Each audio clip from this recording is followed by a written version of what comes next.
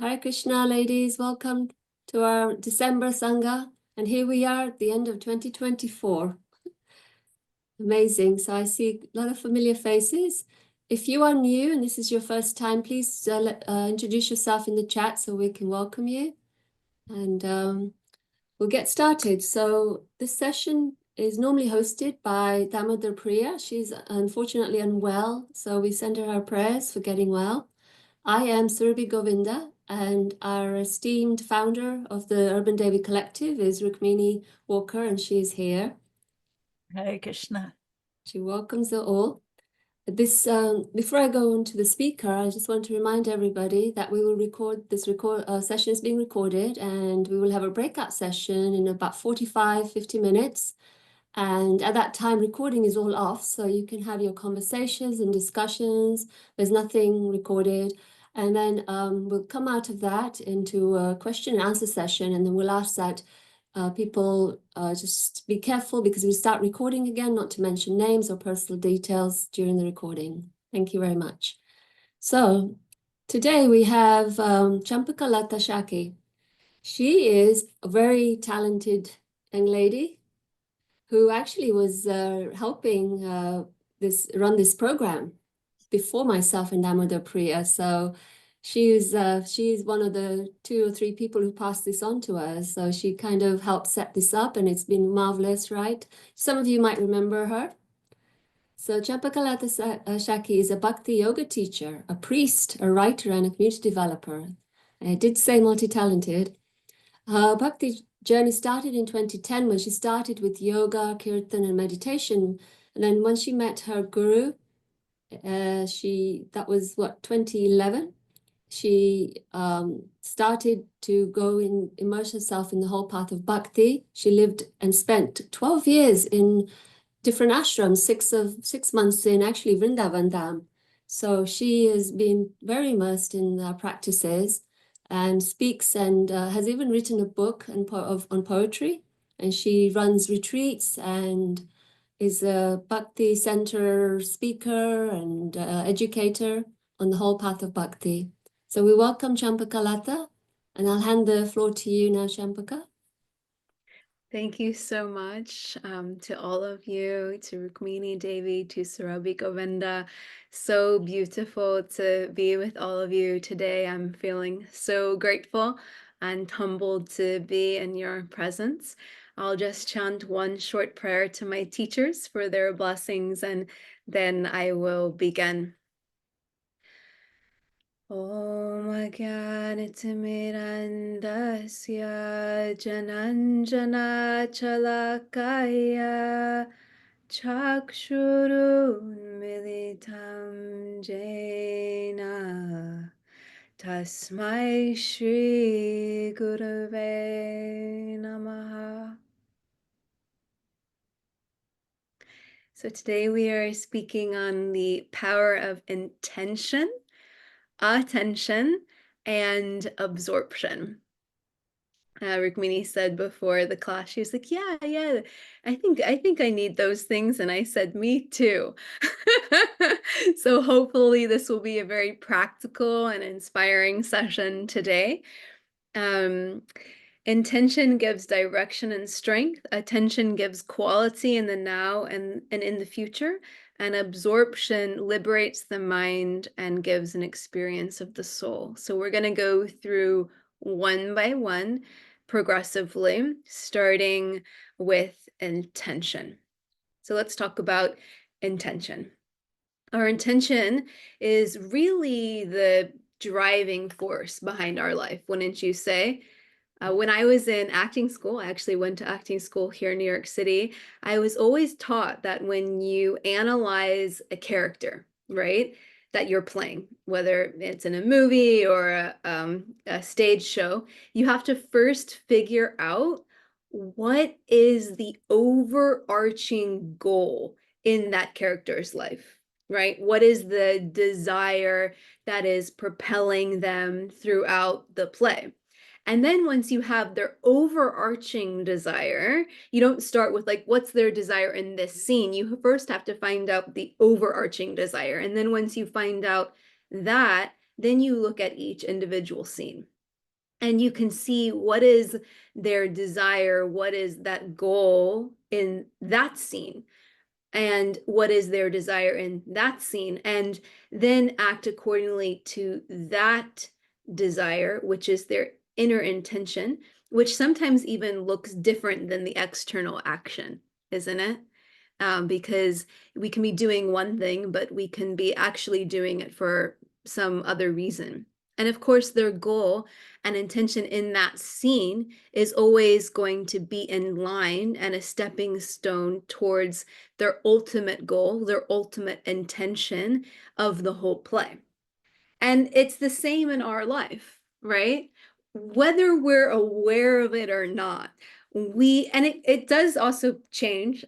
I've definitely experienced in my life that my overarching intention or goal has changed. But if I really look at my life and analyze my life, I can see, oh, I did these things today because this is my goal, right? And these things are going towards my long-term goal.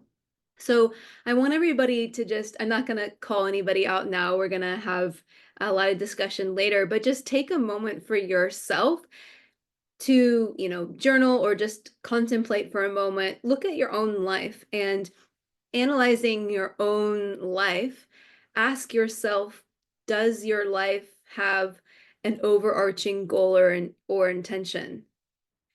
And has that goal or intention changed over the course of your life?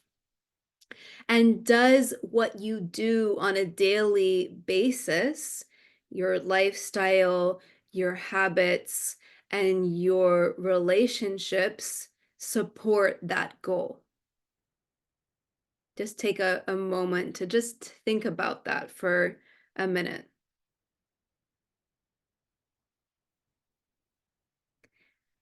And would you agree that the reason that people wake up in the morning is because of their why, right? Experts in the field of motivation, they have actually done research on what really motivates people. And they have found in their studies that if people do not have a strong why, then they will not be motivated to achieve their goal. Versus if someone has a very, very strong why, then they can basically be so motivated that they can do the impossible. And one such expert, I love this story, he asked his clients, how likely would it be if they could make $1 million in the next 1 year? If someone asked me that question, I would be like, very unlikely. It's not happening, And they said the same thing. They all said it's very unlikely, almost impossible. And then the same person, the same expert said to his clients, but what if I told you that all of your loved ones and all of your family were going to die unless you made $1 million in the next 1 year? Then how likely would you be to make $1 million? And they all changed their decision. They were like, 100%, I'm going to make $1 million in the next year. There is no doubt about it, because they had such a strong motivation that they felt like, no, that I have to, there is no other decision. And there are so many other examples that we see in life. There's an example. I did a little bit of research on the internet, and I'm not 100% sure if this actually happened or not. But it seems from the research that it did actually happen. That's what people are saying, that there's been examples of a mother and the baby gets caught under the car, and the mother lifts the car to save the baby. Now, that doesn't make sense. A car is extremely massive and heavy. I definitely couldn't just go lift a car right now. I can barely lift, like, I don't know how many pound weights, but because there's such a strong motivation to save the baby, this unheard of energy and strength just comes into the mother, and the mother is able to do what many people would see is impossible, that she normally wouldn't have that strength, because she has such a strong motivation. And I think of my own life actually when I was a dancer, and I trained in all different kinds of dance, but I did ballet as well. And you wear point shoes. And if any of you are familiar, point shoes, you're literally standing on your toes on wooden blocks, and your toes get bloody and painful, and it's really, really an austerity. But I would just be so happy about it. I would dance for 8 hours a day and be really actually obsessively happy about this because I had a strong why. I wanted to be a dancer and I loved it. And I did so much austerity actually to try to be a dancer. And I tolerated so much pain actually because I just really loved dancing and I wanted to do whatever it took to be a dancer. And we see when people really have a goal, they actually perform a lot of austerity. They actually perform a lot. So similarly, in spiritual life, we have to know what is our why for practicing spiritual life? What is our intention? And what is our goal? And what is going to give us the enthusiasm and the motivation to practice and bring joy to the process? Why do we want that goal? People come to spiritual life for all different reasons, and that's amazing because spiritual life, what's important to know about spiritual life is it can help everyone. Spiritual life is for everyone, and it can help all kinds of people no matter where they are coming from and no matter what they want. There are literally no material things that can stop one from benefiting in spiritual life. And Krishna says that all people who turn to him are so dear to him. And he says that no matter why someone is coming to him, he just loves that person so deeply. And I definitely think that a lot of us, myself included, turn to spiritual life because we're experiencing either a big or small amount of suffering, and we want something more out of life. I was definitely, looking around. I was living in New York City, and I just couldn't understand why am why am I suffering and why are other people suffering? And there's got to be something more. There's got to be something better than this. There's got to be something more than just the day to day. And there's got to be a way to not suffer. And the very good news is that there is. Whatever reason it is for us being interested in spiritual knowledge or bhakti, we should inquire from 3 sources of knowledge. One is the guru or the teacher, the spiritual teacher. 2 is a sadhu or a saintly person. And 3 is shastra or spiritual texts. To understand actually what is the highest benefit that we can get from spiritual life, not just some small benefit, like, oh, I put a band-aid on my toe, but actually, what is the big benefit? What is the magic benefit that brings true, lasting, actually eternal happiness? And to really find out what is really bhakti and the magic of bhakti to transform our lives, and ultimately what is enlightenment, self-realization, and the perfection of bhakti, and what intention and goal do we need to have to achieve that perfection. We have to find out from people who know. Krishna says that one who has seen the truth can show you the truth. We all need a teacher who has been a good student to their teacher. I for sure really experienced this when I met my teacher, Radhanath Swami. I had been, sincerely, I don't know if any of you all know the artist's way. I was doing the morning pages and I was really praying for a teacher and a path every day in my journal. You just show me the way, show me the way. And I knew that I wanted to find someone who is enlightened all the way because I want to go all of the way. I want to find the real deal and know when I have found the real deal. I wanted to see the truth by having someone who had seen the truth show me the truth. And I remember the day that I met Radhanath Swami, my teacher. I was a yogi at that time. I was like practicing acro yoga in the park with my friends, and we went to a vegan restaurant. I was like, the Swami is coming, we have to go.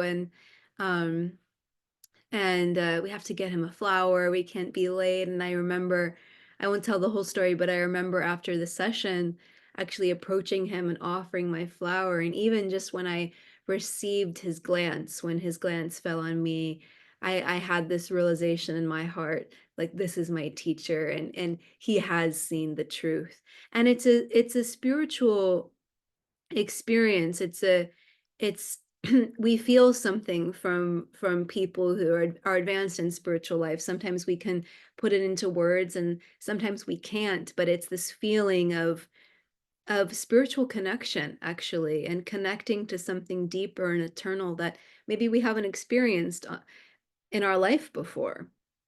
And then taking their guidance completely changes our life. I feel that taking his guidance, it's been an undeniable experience of grace and an opening of consciousness in my life. And I really did not know what my intention was until my teacher opened my eyes and showed me what is really possible, and that I could have spiritual experiences I did not even know were possible.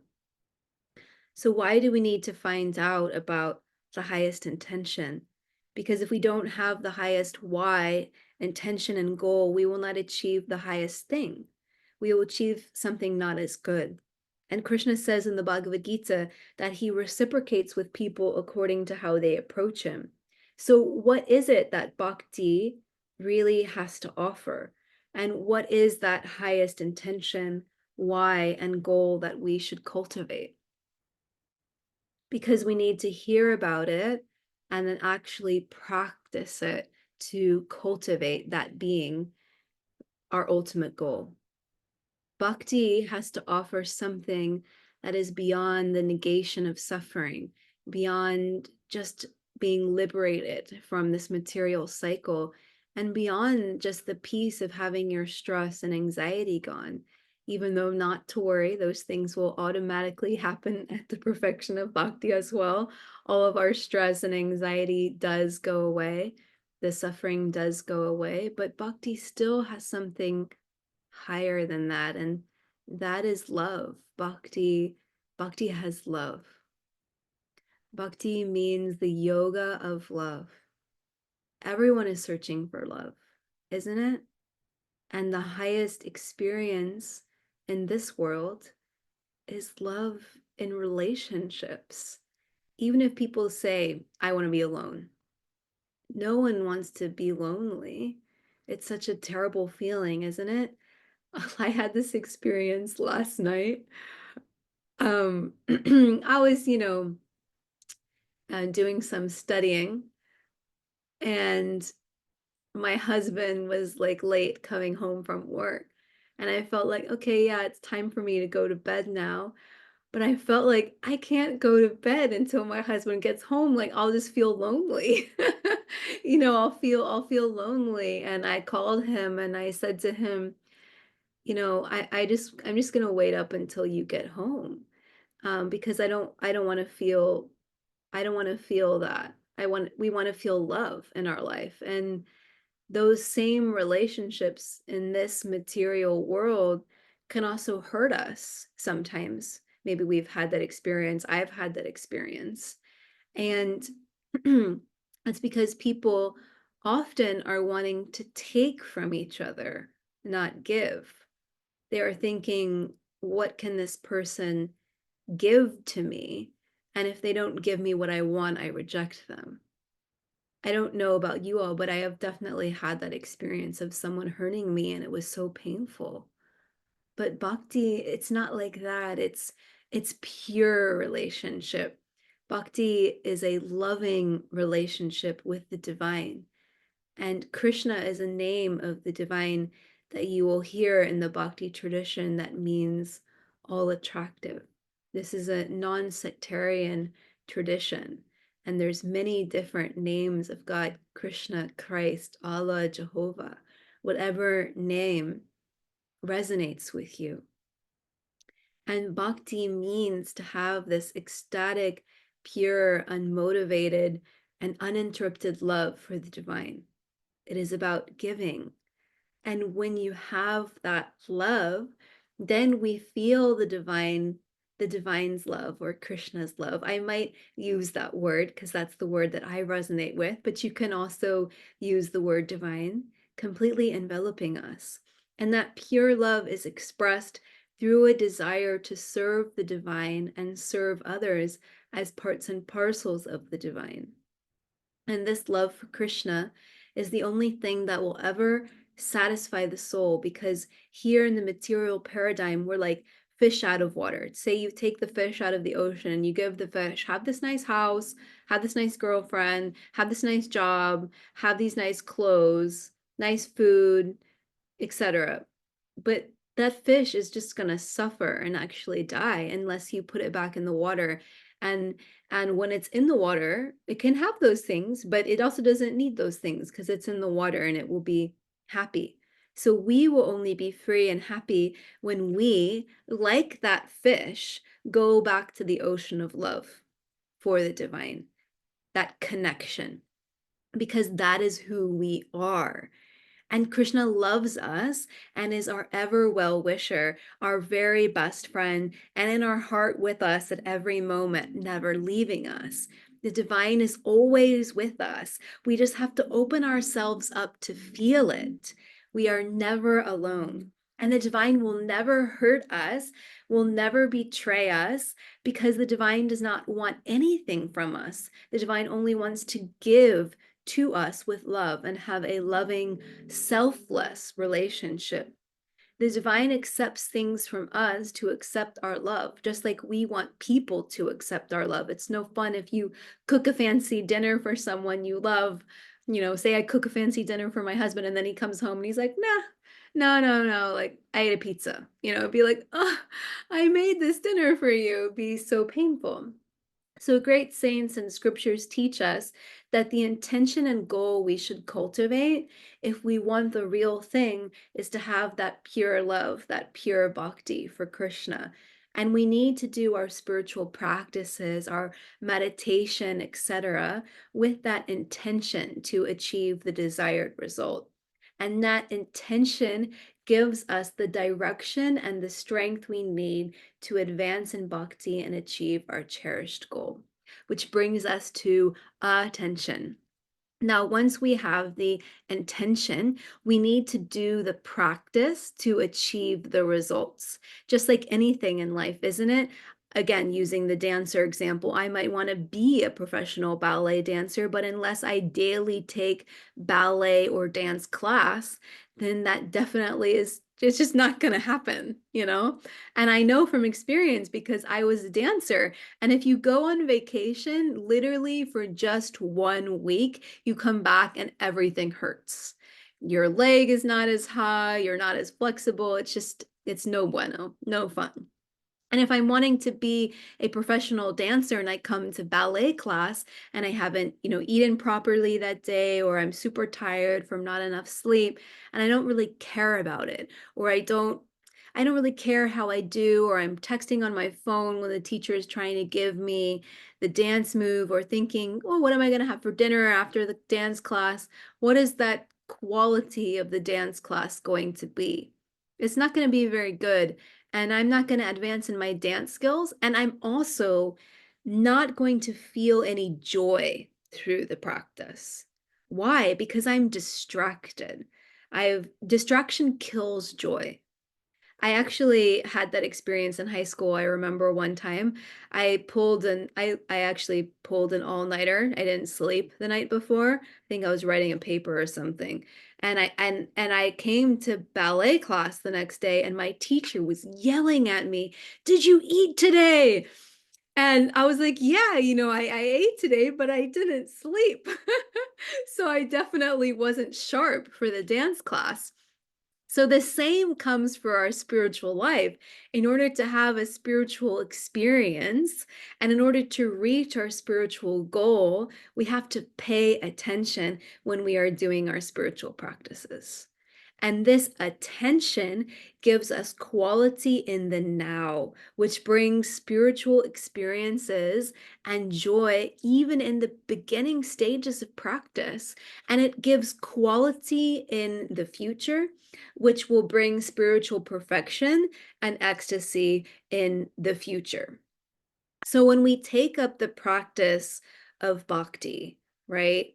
When we do our japa, our daily meditation practice, and when we do our reading and our hearing and our spending time with saintly people and offering service, the different practices of bhakti, we really have to give it our full attention.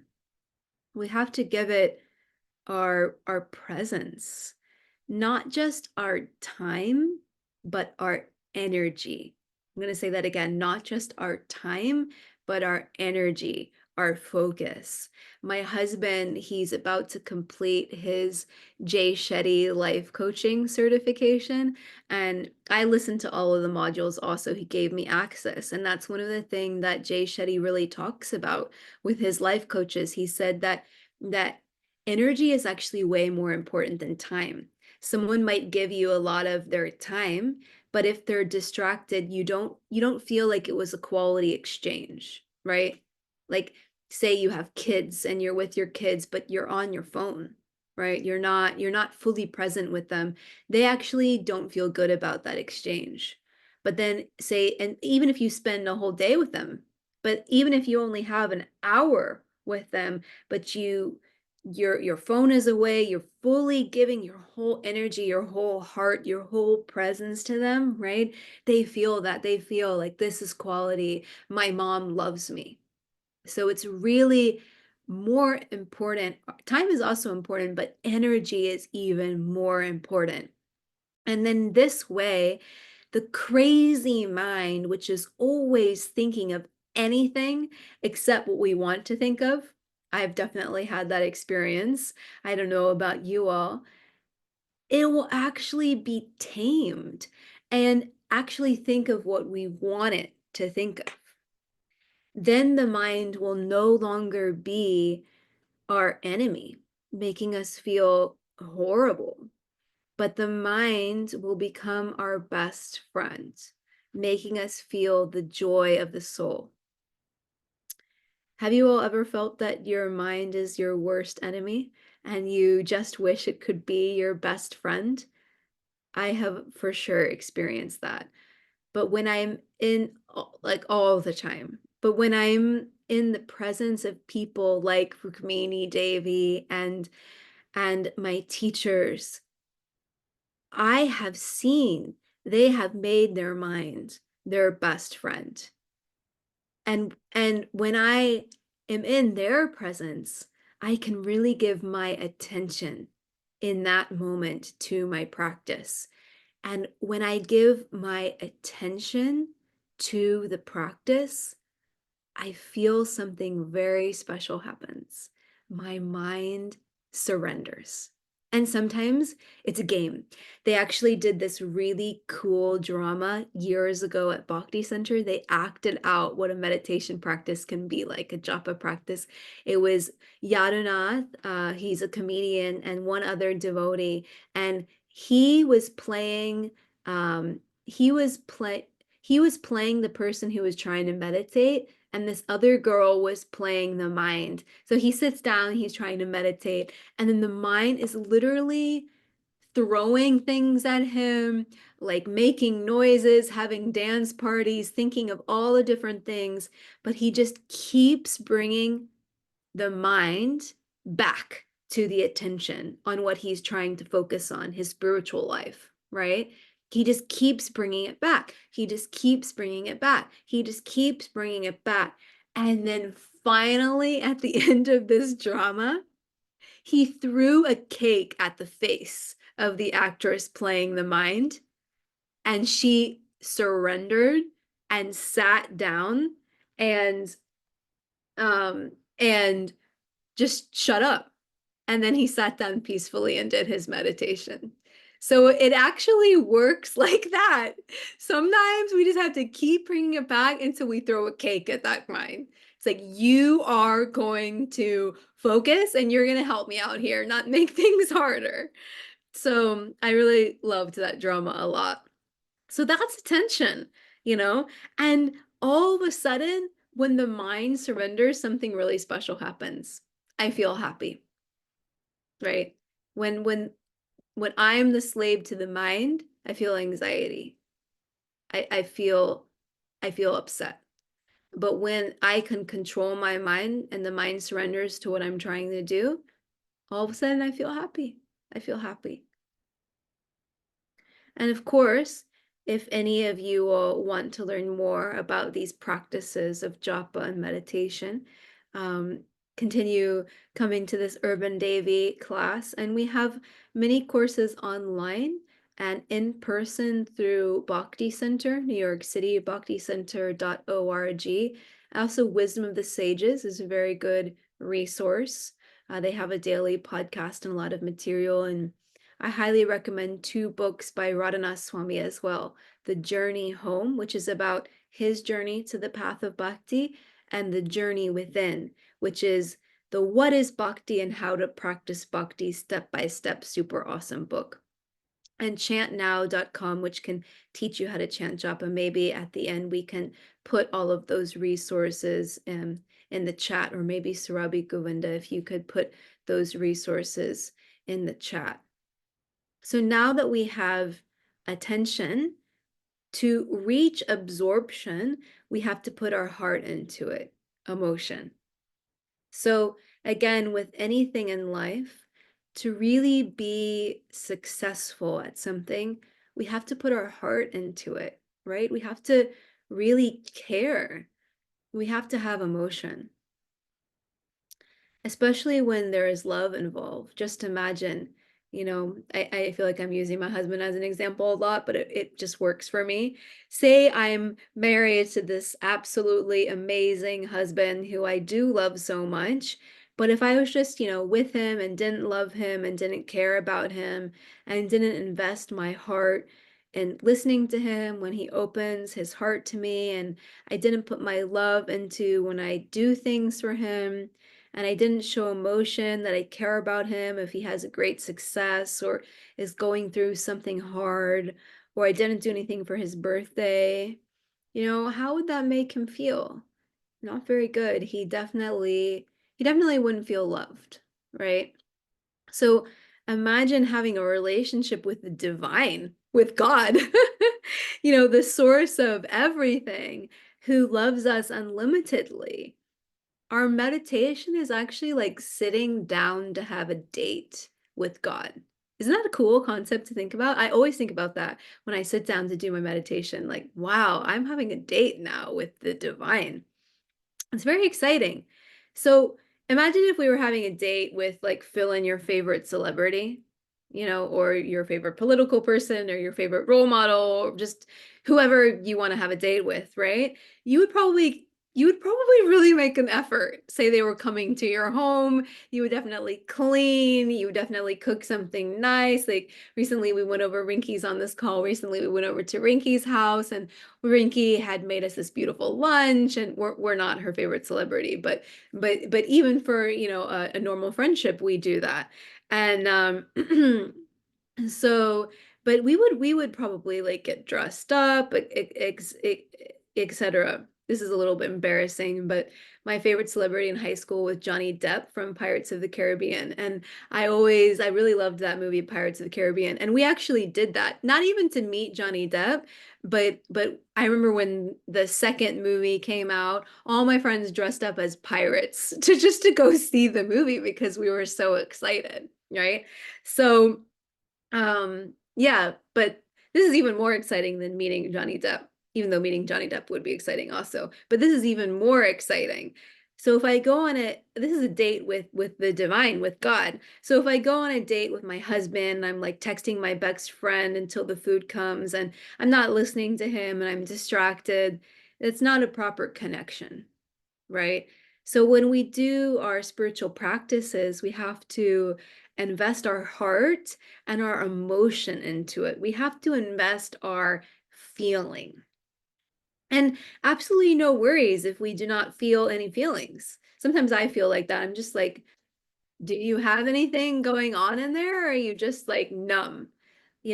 So even that not feeling can propel us to feel. There is a wonderful spiritual teacher, Jivamukti Swami, who says, I'm going to a little bit try to imitate. We need to cry for Krishna. And if we can't cry for Krishna, we need to cry for Krishna. And if we can't cry for Krishna, we need to cry for Krishna. And you can imagine that just keeps on going. He goes on for some time. He just multiplying that. So even if we don't feel, we can actually cry out to feel.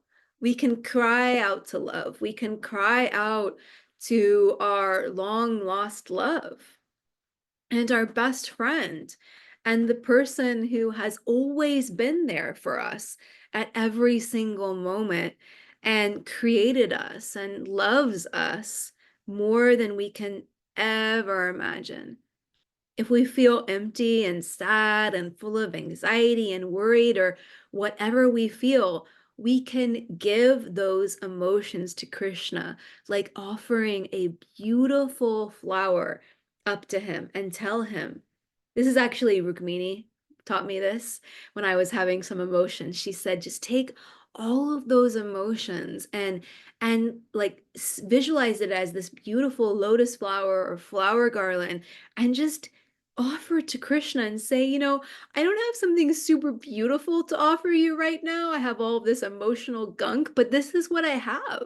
Please accept it. And that actually we can see like a great fire, like giving those emotions to the great fire and those negative emotions in the fire of Krishna's love being burned away and being purified.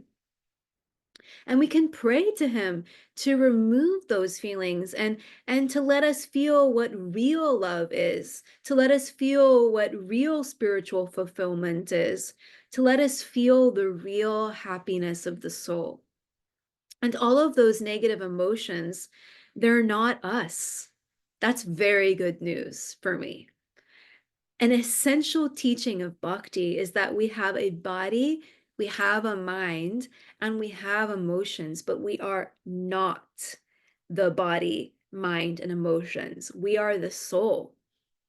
And the soul is eternal, full of knowledge, and full of bliss. Wait, bliss? Yes, we are eternally blissful all the time.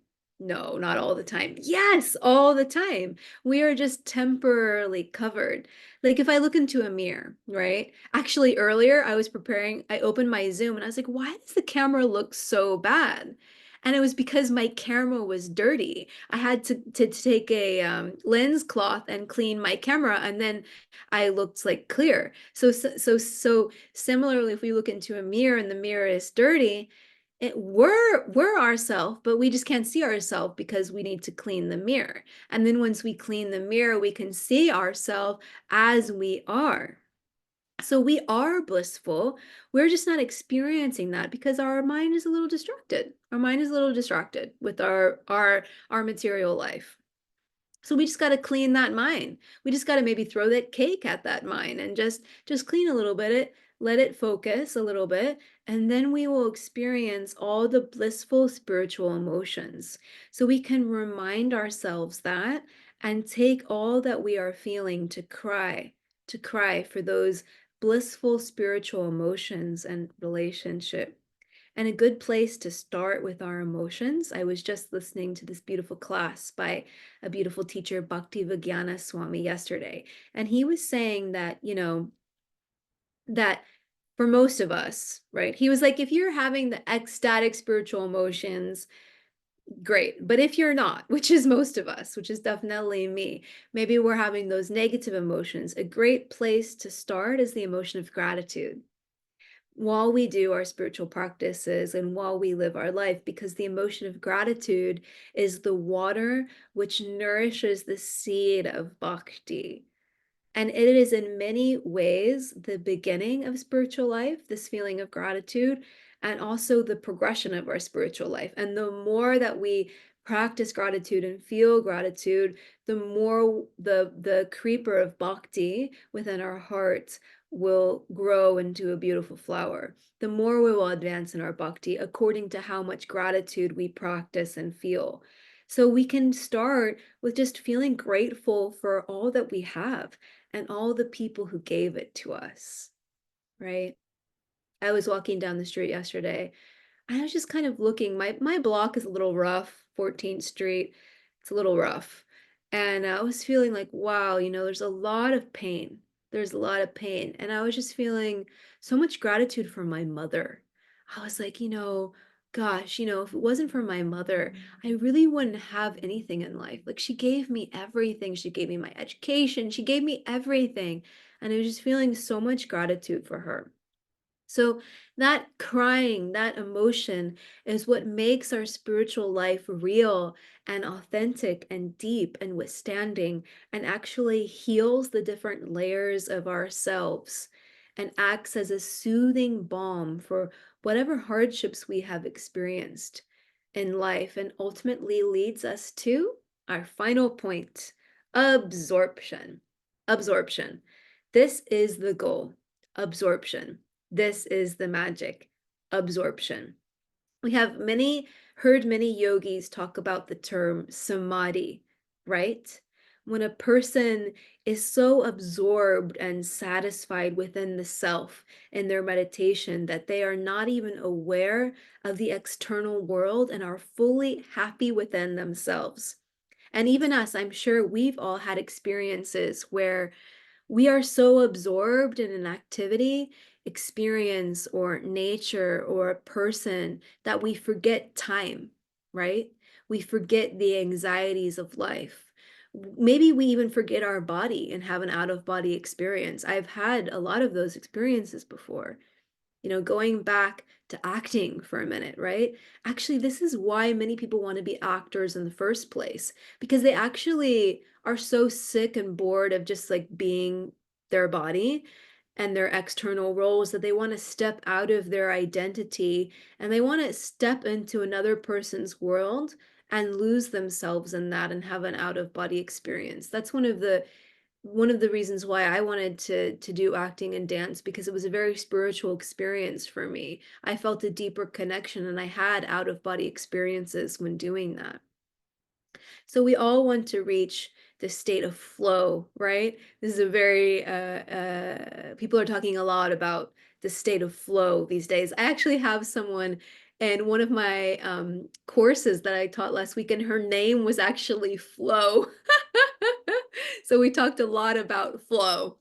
So everyone is talking about this flow state these days where time just stops and we are fully there with it.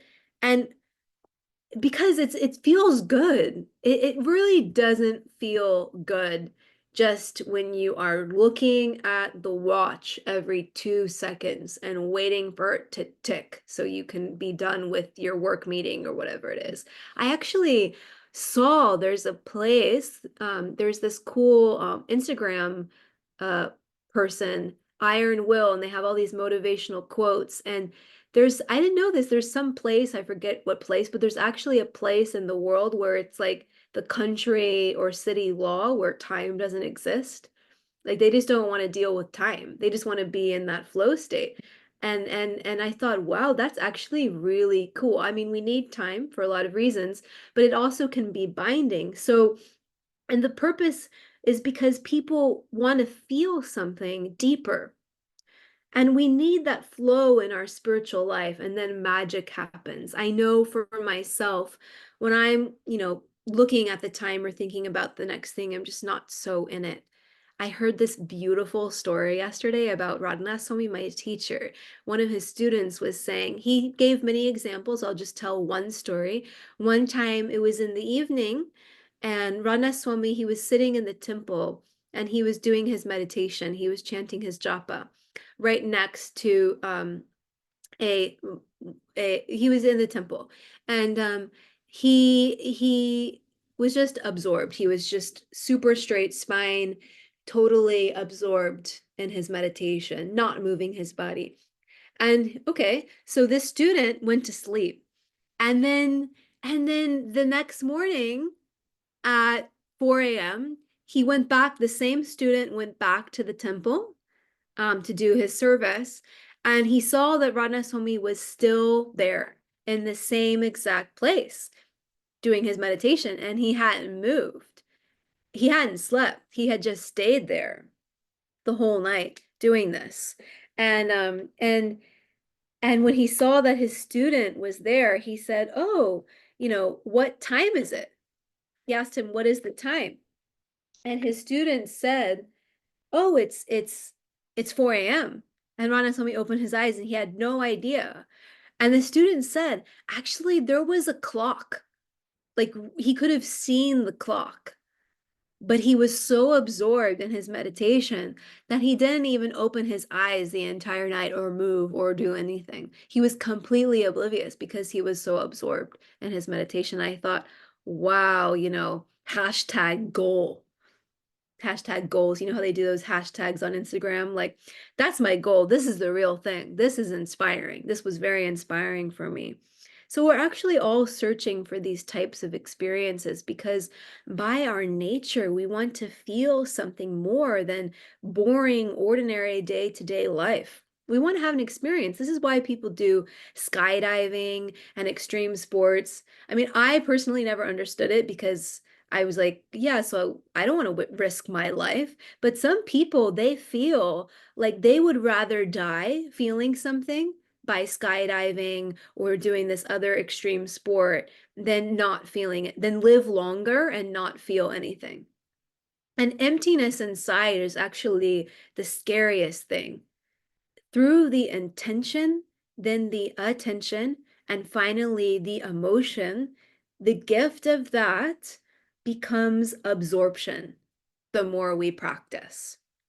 And it is in the absorption that the magic of spiritual life reaches its perfection. Only in this state of absorption can the most confidential secrets of bhakti, can the most confidential secrets of the divine, of our soul, and our eternal relationship with the divine be revealed to us. We can actually know the divine as a person and love him. We can have a relationship with him forever.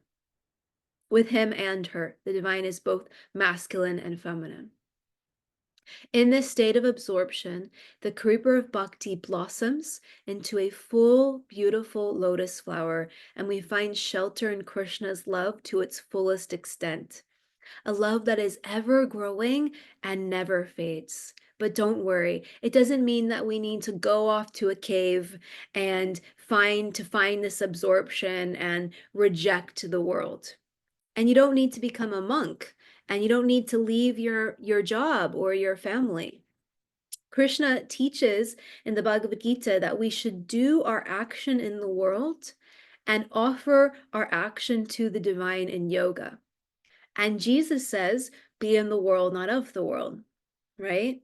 So it is, however, necessary to have a dedicated time. And the morning time is the best time. The few hours before the sun rises is a very special time. It's called Brahma Muhurta, where spiritual advancement is made more accessible to us to practice meditation and hearing and our other spiritual practices to cultivate that absorption. When we have that morning time, it sets our consciousness and experience of the spiritual realm first thing, and then we carry that through our day. Much better than if I just check my WhatsApp first thing in the morning or, even worse, like the Instagram, right? I know for me personally, when I like wake up and first thing I check my Instagram or WhatsApp, I just feel really gross. I don't feel very inspired myself. But if I can wake up and take that morning time before I start my day and connect with, you know, the external roles that I play in society, but actually connect with my true, eternal, internal self and Krishna in an intense and in a meaningful way through my spiritual practice in the morning, I feel so inspired. And I'm almost done. I'm almost done because it's time for breakout. Like, I'll tell one last story. Ananda Vrindavan, she is a beautiful person. She's the temple president in DC. And she said to me one time, she said to me, you know, and that's not an easy job. She said, if I have my good sadhana, my good spiritual practice in the morning, then no matter what happens the rest of the day, all good. I'm set. I'm happy. But if I don't have that in the morning, then the rest of the day, even if everything is going great, it's not going great, you know, because that morning time really sets the mood for the whole day. So bhakti is not about rejecting the world or rejecting things. It is about engaging things in the service of the divine. So once we have that spiritual experience, we then go out into the world and we see the world through a spiritual lens in relationship with the divine. And we can use all the spiritual things as service to the divine and see others that we have relationships with in relationship to the divine. And then our job, our family, our external lives do not become a hindrance to our absorption. They actually become a beautiful opportunity to enhance our absorption. Hey, Surabi, just like Radhanath Swami said to you, you know, like she was asking, how do we get that absorption? Can we get that absorption even with 3 kids? And he said, yes, you just see your kids in relationship with Krishna. You see everything in your life in relationship with Krishna. Prabhupada would also give the example of the microphone. Is the microphone material or spiritual? Well, it depends on how you use it, right? If you use the microphone to blaspheme hate, then it's not good. But if you use that same microphone to give messages of bhakti, of Krishna, then it's spiritual. So it's all about our consciousness and the way we use things. Radhanath Swami, he always says, we should love people and use things, not love things and use people. And he also says, you can count how wealthy you are by how many things you have that money cannot buy. And this is the beautiful, mystical, and magical process of bhakti. Thank you very much. Hare Krishna. Wow, thank you so much, Champakalata. That was amazing. That was very nice. Thank you so much. Now, we're ready for the discussion. If you would like to just introduce us, I've posted the 2 questions and you want to have a preamble on those before I do the breakout? Sure, yeah. So we're going to break out into groups. And I would like everyone to, in their groups, discuss these 2 questions with each other. And remember, this isn't recorded, so you can be super open. 1, how have intention, attention, emotion, and absorption helped or motivated you or given you a beautiful life experience? You can choose to talk about one of these items or all of them. Okay, it's also posted in the chat. And the second question is, would you like to consciously focus on bringing one or all of these items into your spiritual life? And if so, how do you plan on doing that? Great. Thank you so much. I've also put it on the Urban Devi WhatsApp group for those who want to refer to it.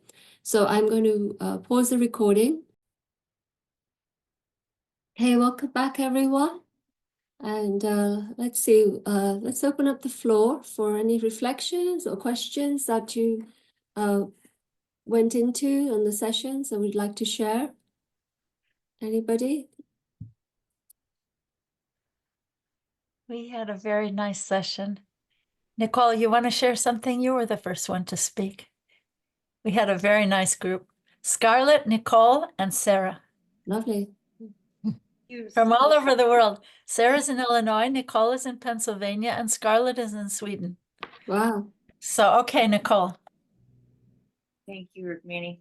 It's so nice to see you, Champak, and so thank you so much for the discussion today. They brought up a lot of really wonderful points for me to reflect on, and one of the things that was coming up in our group discussion was around like relationship and the distraction around relationships in our lives. And one of the things that I just kind of started stirring with was like, yeah, and like the stronger I am in my practice, the more focused I have, especially in the morning. If I'm doing my practice in the morning, my japa practice especially, my devotion is going towards Krishna. My devotion it's strengthening my relationship with myself and with Krishna. And like that relationship then becomes the pillar in my life, rather than me seeking some external thing from another person or trying to put more value on another relationship other than the one that matters the most to me. So in short, like that's just my little recap from what I got out of our group, and it's helping me kind of recenter my I've been really deep into my like trying to prioritize my morning routine over anything else, because it really sets the tone for the rest of my day, and it really kind of steers the ship of where I'm going in my life right now. So grateful for the practices, and I'm really, really grateful for the community and the Sangha and the time that we all dedicate to spending together in discussion like this. So thank you. Thank you so much. Please be talkative, all you ladies. Please say something. What happened in your little groups? Please share. I can share. Okay. Yeah. I think things by speaking and being in community, I feel like an unfolding happened just by telling the truth about the way I was feeling. And I've been a little devastated with just external things that have been going on, and have felt a fall off. You know, it's like, I don't want to chant. I don't want to do this. I don't, and I'm doing all these like juicing right now. So there's a lot of stuff that's bubbling up with this. And by just having the opportunity to tell the truth, that's how I feel, and that's what's been going on, an unfolding was able to happen of, no, I am committed. I am committed. And one of the commitments came out of reaching out for this community. It's like, I need something more. I need people who are on, I need more. And I need to hear, I need to see, I need to feel it, I need to taste it. And I felt that in the community, just today. So it's a replugging, even in devastation. It's like, I don't have to act like I'm devastated. I can tell the truth and say this is going on, but I have to keep going forward. And that might be change, and I don't like change. So this was a first attempt at change, because I've really set in my routines. And it's like, oh, well, maybe it's not working. So change. So I'm really grateful to be with women and to be able to tell the truth about how I'm feeling. Thank you. Wow, so beautiful. Thank you so much. I'd like to add that that's such an important point. Often we think that meditation is a solitary activity. It is only if you're a monk, not for anybody else. The actual act can be by oneself, but often having a communion, a community with others that are like-minded who may be on the same path it adds such value that I don't even know how to explain it. I've kind of been through that journey myself, and in bhakti practices, what we use the word association is a very powerful entity, and it sort of trifolds your japa. Other techniques are like, if you want to meditate, you can go on a Zoom call with a group of people, and even that works, just because there's other voices chanting, or listening to Prabhupada on YouTube. So the idea of just hearing others and being with others, even in virtual forms, is very powerful. Just wanted to add that. Thank you. Beautiful. I wanted to say I really love what you said, Jennifer, because, so often like we talk about the value of sacred community, but sometimes there's kind of like a, we're posturing, we don't want anyone to see that I am struggling here and I have thrown my beads across the room and I am not, feeling like I'm into this today. So we have to come to that point of authenticity. It's so heart opening for all of us. Like I think Jennifer, you gave us permission to let's show up authentically and like try and show up with our best selves and be authentic in community with each other in our conversations. What else comes up for all of you? I see some of you looking very smiley, some of you looking very serious.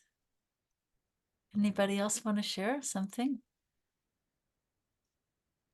Just to share one thing I didn't say in the group, this last week, I told you about the Himalayas. I was in the Himalayas. I'm giving my relationship to Lord Krishna, but he's blowing it up when I get home and I'm like, wait, and reeling it back in. But all these things are happening. And one of the talks I had when I was on the trail was, I know it's desires and illusion and all this stuff, but I've really been wanting to create this temple with my kids and have my own home, like thrive 5 years after my divorce. And well, what happened last Sunday is this house came. Somehow I jumped in the center of this wave and I bid on this house. And before, when we were bidding, trying to figure it out, I took my little Krishna that I got in Nepal and put it down and bowed to and just like really prayed and knew that whatever was going to happen was going to be his will, not mine. Right. And I got the house like within 2 minutes. She called me, it was mine. So I just thought I would share that. Wow. Put it at Krishna's feet. Yeah. Sarah, thank you for that. Yeah, Prabhupada prayed to Radharani before he ever set foot off the boat, before he ever set foot in New York. And look what success happened because of that. So that intention, attention, and absorption. What else, everybody? Chitraleka has her hand up. Yes, Hare Krishna. Thank you. I was very inspired by the talk and also by in my group, like hearing how Dayan is so committed to have a full, like attentive date with Krishna, and how Gokul Sundari, she uses her work she does henna tattoos, and with her clients, she has managed to actually get people to see her deities and to get books from Prabhupada. And okay, it was very, very inspiring. And I wanted to share that yeah, sometimes we cannot be like, yeah, we wish we had like more time. For example, me, I am so eager like for a community, so I am also so grateful that we have this Urban Devi Sangha. But sometimes Krishna just does her magic in his mysterious ways. And I was sharing how I had the chance to leave Kartik time this month of the year, which is like yeah, with more auspicious, or where we try to focus a lot more on spirituality. And I had a chance to be just by my own in a like cabin in mountains. And yeah, I was sharing how it was so sweet. Like I try to really focus on spirituality during the month. And I also have this habit of having like morning pages, writing, journaling. So now when I am in a different moment now, and whenever I come back to these pages that I wrote during Kartik time, oh, they are very, very inspiring for me. Like they actually yeah, just are like a guidance. Like, yeah, so I am truly yeah, grateful to go throughout life and see how Krishna gives me what I need in the like right moment. Such as that time I was really, really looking for guidance. And yeah, I try to really focused on classes and my job and everything, and I feel very like nourished, like spiritually like nourished. So yeah, it was some, I don't know, I just like a gift I didn't expect, but that I have, and now I'm taking inspiration out of it. So thank you. Nice, nice, nice. What else, quiet ladies? Whilst we're waiting, I do have a question for Champakalata. So, you know, in this process, we're all trying to attain this state of absorption, which is more the unique, the sort of end goal. But we're all conditioned souls, and we talked about distractions and a sort of a practice, which is kind of, you know, in the strategy. Is there something you'd like to speak about when people are thrown into the daily, you know, they have the children, the work, and time is a constraint, and any sort of ideas and thoughts about how to draw back into the intention, attention, and absorption sort of in amongst all of that?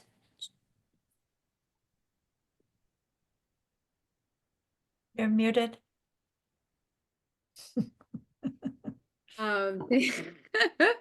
Thank you so much. It's a really nice question, and I also just really want to appreciate everyone sharing, both in the group and yeah, in this community. People opening up is so inspiring, and we need each other. I really appreciated your point, Surabi, about how it's not done in isolation. We need community. And I think actually community is part of the answer to your question as well. I can share a few thoughts, and then maybe if Rukmini wants to share. Three things that come to my mind is one, like Radhanath Swami, he said to you, right? When you asked him, he said, you just see your kids in connection with Krishna. So we have, as much as possible, our morning practice, right? We have that time for our sadhana, our spiritual practice, which gives us strength.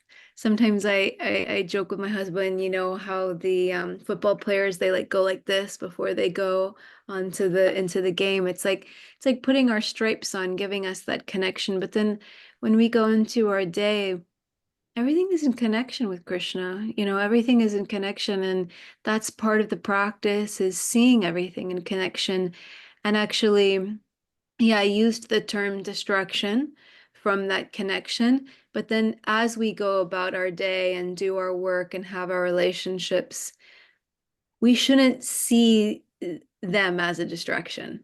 There's the distractions our mind give from that absorption in the spiritual practice. But as we go throughout our day, those people and those jobs and those experiences, they're not distractions, they're opportunities for service.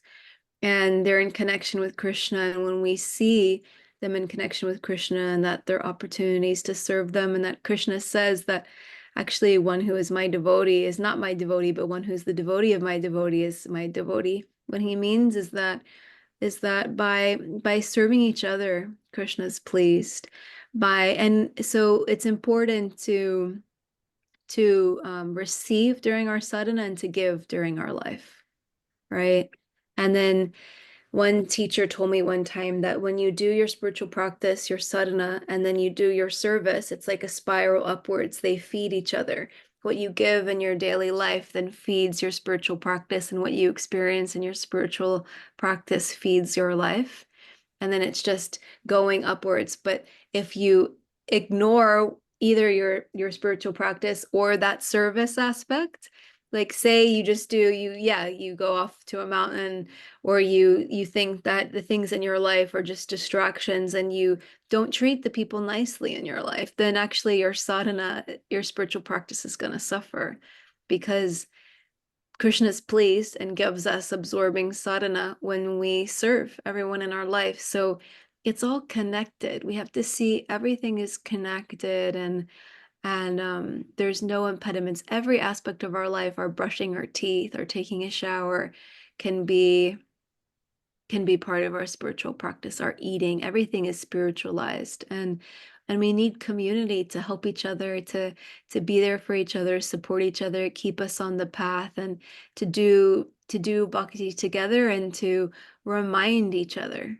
remind each other about service and about these principles. And that's why hearing is important as well, to put things into perspective.